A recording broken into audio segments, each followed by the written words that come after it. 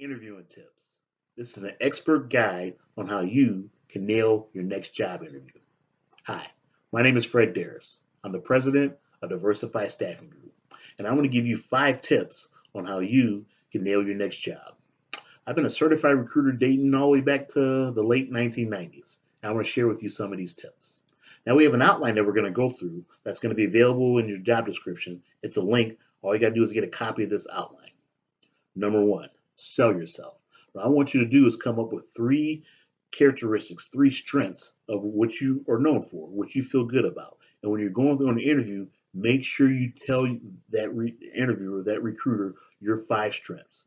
Regardless of what their questions are, you want to make sure you get across the 3 things that you're good at, the 3 things that you're known for.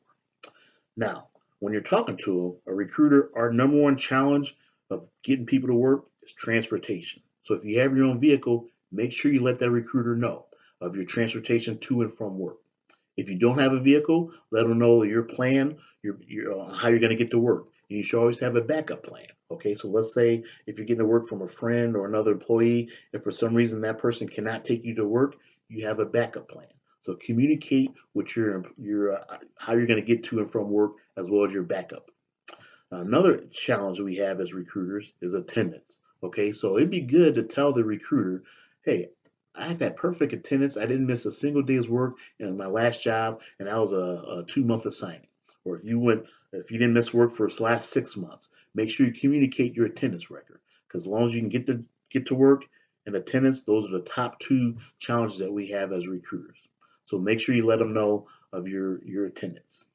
Also, the third thing I like to talk about is your work ethic. So you want to communicate your work ethic, how you're a hard worker, your ability to learn and patience, and you work hard. So somehow stress your work ethic. So that would be good when you're trying to sell yourself. And the last thing I want to talk about on selling yourself is a team player.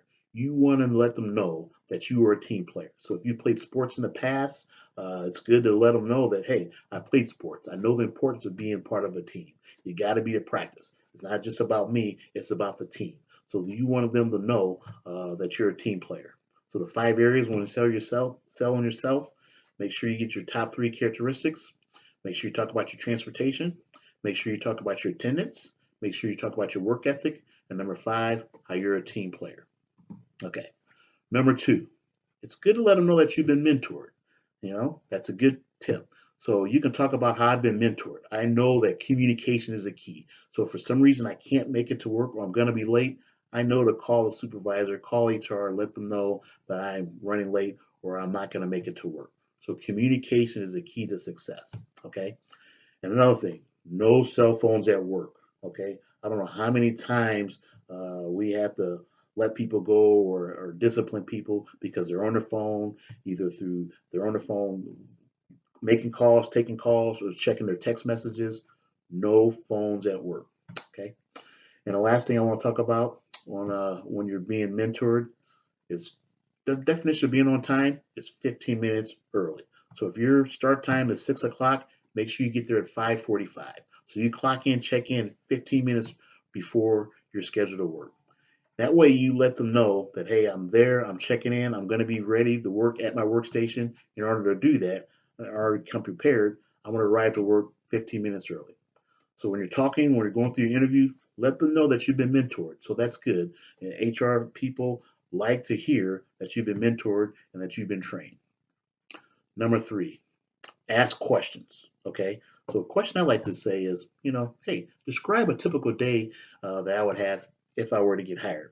If you were to hire me, you're kind of putting that, law of attraction. You're kind of putting that out in the universe, that you're going to hire me, right? So ask them, hey, describe a typical day for me. So that's a good interview question. Also, another question I like to ask are, what are your top decision makers that your criteria that you have that you're looking for a job? Is it experience? What are you going? What you're asking your recruiter or the person being interviewing you. What's your decision criteria on what you're looking for the right employee? That way, when they tell you, you can kind of communicate on how you fit into those criteria. And last thing I like to say is, hey, when's a good time to follow up? When can I give you a call? When can I follow up with you? Is tomorrow, a couple days from now? Is it okay for me to follow up? And that way you can kind of get a sense from them. Hey, I'll call you tomorrow, or I'll let you know. And if not, make sure you call them. Number 4. Okay, I call this miscellaneous. Make sure you're in a quiet area. I'm not sure how many times I've interviewed people over the phone and there's noise in the background, TV, what have you. Go to the bathroom, go somewhere where you can have privacy, you can have quietness, so there's no noise in the background. Remember, you want to be in you're professional, you want to be in a professional environment. If you can't, make sure it's a quiet area, walk away to take the interview.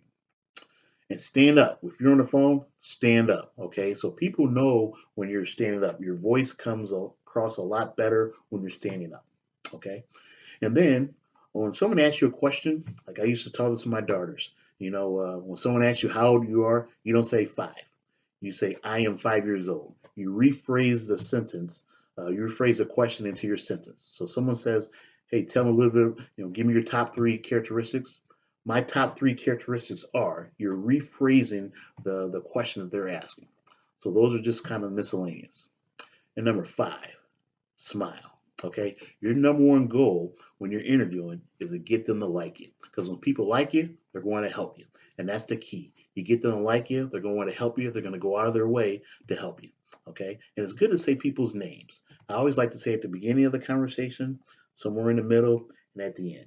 Thanks, Fred. I appreciate you taking the time. So it's always good. People love to hear their name. They want that 15 minutes of fame, but people love to hear their name. So it's good to say their name. Now, don't overdo it, but it's good to say their name 3 times within an interview.